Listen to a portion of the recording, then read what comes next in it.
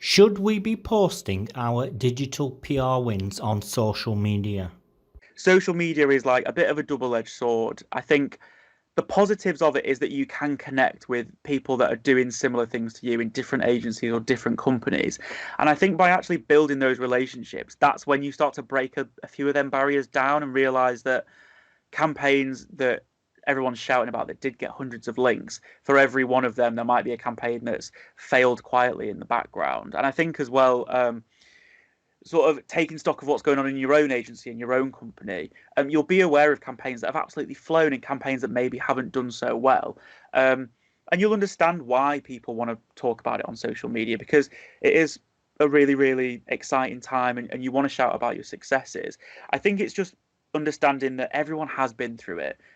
Not everyone is perfect. And the process of getting that campaign to that end point is often the hardest part.